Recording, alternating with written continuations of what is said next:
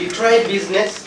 The cuffs may have been taken off, but just momentarily, as Ahmed, Mohamed and Saeed Mousavi stood in the dock where the maximum of sentences was to be handed to them before their families.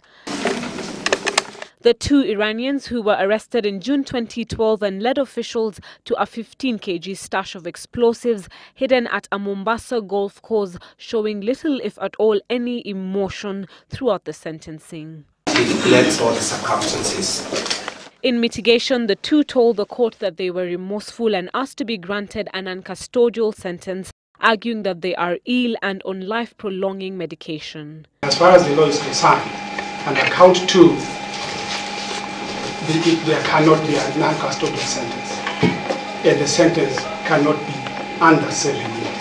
49-year-old Ahmed reportedly has mechanical implants following a heart operation, and 50-year-old Saeed reportedly suffering from severe hypertension. Even as I hear the accused persons mitigating and crying for mercy, there is yet a louder cry by the blood of previous victims of terrorist attacks, the orphans, widows and widowers due to such heinous attacks. All are crying for justice. The Chief Magistrate had last week observed that the prosecution proved beyond reasonable doubt all counts against the two. The 15-kilogram RBX was capable of bringing down a tall building such as the Times Tower.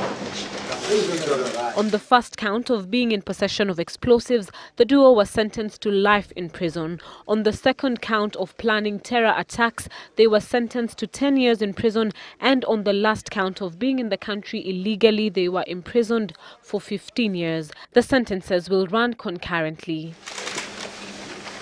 Last year, when the two suspects were apprehended, anti-terror officials said the Iranians were members of an elite and secretive unit and may have been planning attacks on Israeli, United States, British or Saudi Arabian interests in Kenya. We are opposing the verdict and the ruling of the court for condemning and sentencing our husbands.